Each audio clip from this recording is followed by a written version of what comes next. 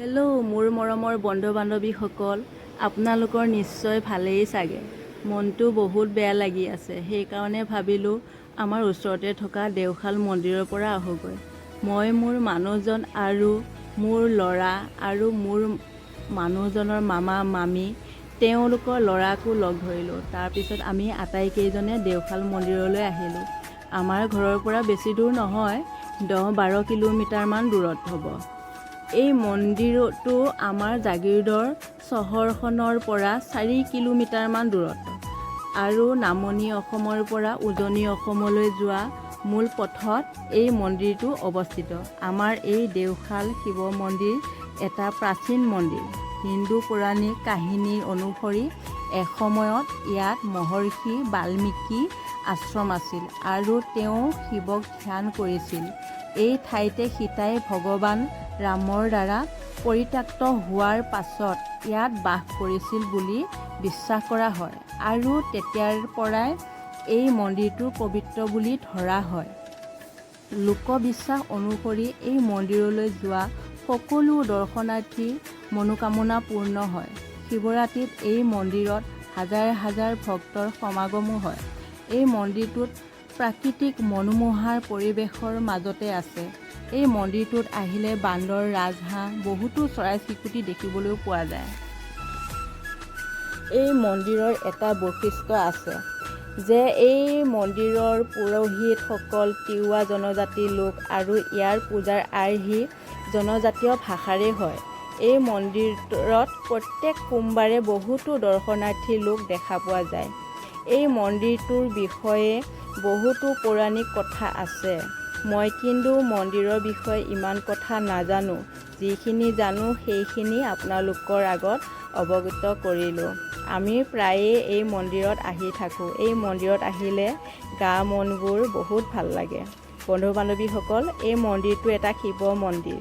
এই মন্দিৰত শিৱ বাবাক আৰাধনা কৰা হয়।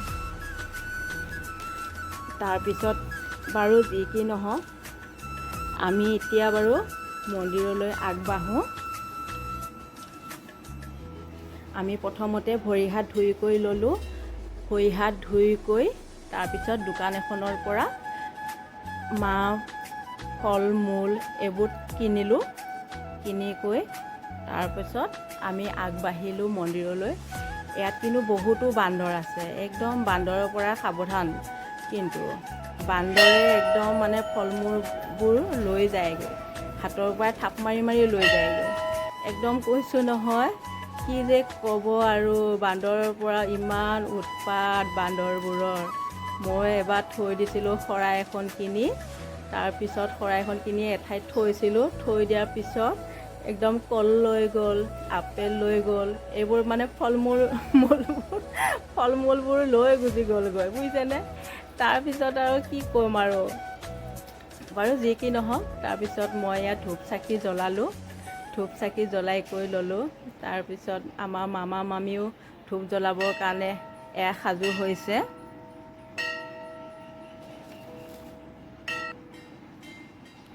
আমি ধূপ চাকি জ্বলাই কৰি ল'লোঁ। লোৱাৰ পিছত এতিয়া মন্দিৰলৈ প্ৰৱেশ কৰিলোঁ, মেইন মন্দিৰলৈ।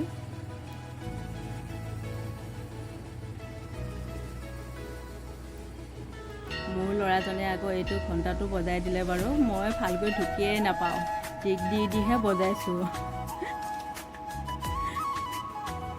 লাজো লাগিছে, কি যে ক'ম, চাপৰ মানুহ তাতে।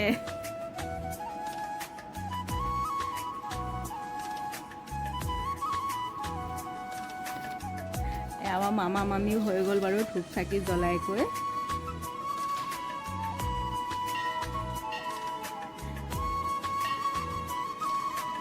মামা মামীহঁতেও বজালে, বজাই কৰি লৈ এতিয়া মন্দিৰৰ ভিতৰত সোমালোঁ আমি সকলোৱে। এই দেখিছেনে কিমানবোৰ ভক্ত, বহু দূৰ দূৰণিৰ পৰা আহে ভক্তবোৰ। প্ৰত্যেক সোমবাৰে বহুত ভক্ত হয়। এতিয়া ভক্তবোৰৰ কাৰণে আমি পূজা পাতল কৰি আছে ভক্তবোৰে। এতিয়া আমি অলপ ৰৈ আছোঁ। বহুত বেছি ভক্ত হ'লে সেৱাও কৰিব নোৱাৰি। জেগাখিনি অলপ কমকৈ বেৰি দিছে। মই যেনিবা সোমাই গ'লোঁ তৎক্ষণাতে, আমাৰ মামা মামীহে পিছ পৰি ৰ'ল।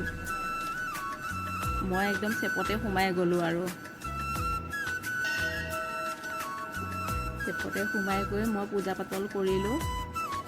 তাৰপিছত পূজা পাতল কৰি হোৱাৰ পিছত 7 পাক ঘূৰিলোঁ। 7 পাক ঘূৰিব লাগে হেনো, 7 পাক ঘূৰিলে ভাল বুলি কয়। মোৰ ল'ৰাটোৱে আৰু মই 7 পাক ঘূৰি দিলোঁ আৰু তাৰপিছত আমাৰ মামা মামীও বাৰু পূজা কৰি হৈ গ'ল। তাৰপিছত আটাইকেইজনে আমি আকৌ মন্দিৰৰ ভিতৰতে বহিলোঁ।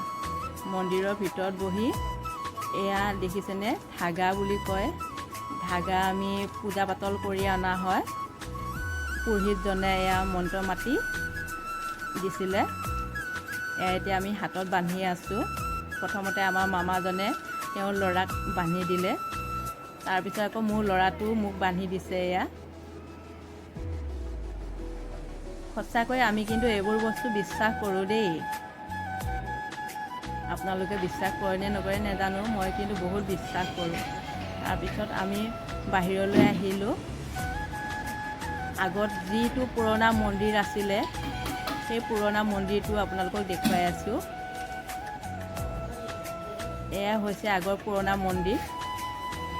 আপোনালোকে যে এই দুটা বগাকৈ যে গৰু দুটা যে আছে, সেই দুটা যদি কাণত মনে মনে ফুচ ফুচকৈ যদি কিবা কয়, আপোনাৰ মনত যি কামনা আছে সেই পূৰ হয় হেনো। এইটোৱে হৈছে এতিয়া নতুনকৈ বনোৱা মন্দিৰটো।